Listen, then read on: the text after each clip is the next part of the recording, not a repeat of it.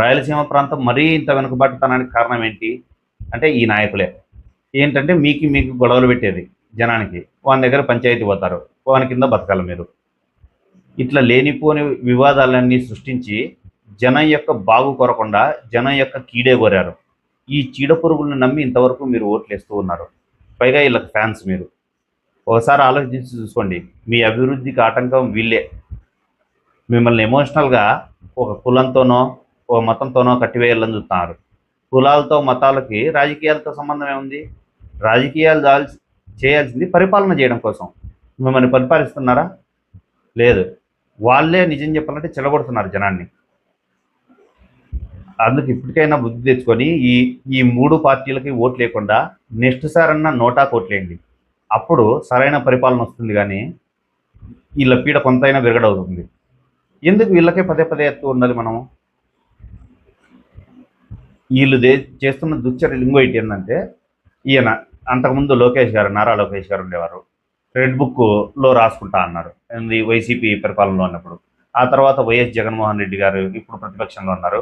ఈయన red book కాకపోయినా పర్లేదు, ఏదో బుక్లో రాసుకోండి అంటున్నారు. అంటే అధికార పక్షం వాళ్ళు మాత్రమే నడిపించగలరా? అంటే సామాన్యంగా ప్రతిపక్షంలోనో నార్మల్ జనానికో రైట్స్ ఉండవా? అంటే హ్యూమన్ రైట్స్ లేదు, రాజ్యాంగం లేదు, ఏమీ లేదా? అధికార దుర్వినియోగానికి పాల్పడతాము అని కూడా చెప్తున్నారు. నెక్స్ట్ మేము అధికారంలో వచ్చిన తర్వాత మీ లెక్కలు తెలుస్తామంటున్నారు. ఇప్పుడే తెలుసొచ్చు కదా, ఎందుకు తెలుసారు? అంటే ఇప్పుడు తెలుసలేరా? రాజ్యాంగం మీకు సహకరించదా?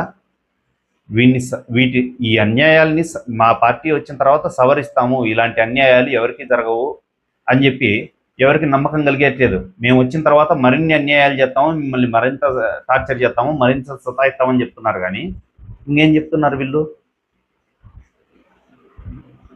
మీ డబ్బుతో ఇప్పుడు అక్కడ ఎమ్మెల్యేకి ఒక కారు ఉంది, వీళ్ళకి 10 కార్లు ఉంటాయి. ఎందుకు అట్లా? కొన్ని వేల కోట్ల ఆస్తులు ఉన్నాయి ఎమ్మెల్యేలకి. వేరే ఏరియాల్లో లేవే, కేరళలో లేవు, ఇక్కడ లేవు, కర్ణాటకలో అంతంత వేల కోట్లు. ఇప్పుడు రాయలసీమ ప్రాంతంలో అన్ని వేల కోట్ల ఆస్తులు ఉన్నాయంటే అదంతా ఎవరి డబ్బు? ప్రజలది కాదా?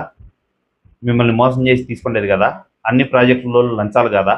ఇన్ని లంచాలు తిని మళ్ళీ నీతి వాక్యాలు చెప్తారు. వీళ్ళకి సిగ్గు కాదా? అడగండి ఒకసారి, మీకు సిగ్గు లేదా అని మీరోటే వేసే రాజకీయ నాయకుడిని. ఇంత దౌర్భాగ్యం పాలిస్తున్నారు కదా. ఇలాంటి వాళ్ళందరినీ ఎంకరేజ్ చేసి చేసి చేసి లాస్ట్కి మన దేశం అయితే ఇంకా అభివృద్ధి అందదు. చాలా ఘోరంగా ఉన్నారు వీళ్ళంతా రాజకీయ నాయకులు. దయచేసి ఇప్పటి నుంచైనా అర్థం చేసుకొని మీరు ప్రశ్నించండి.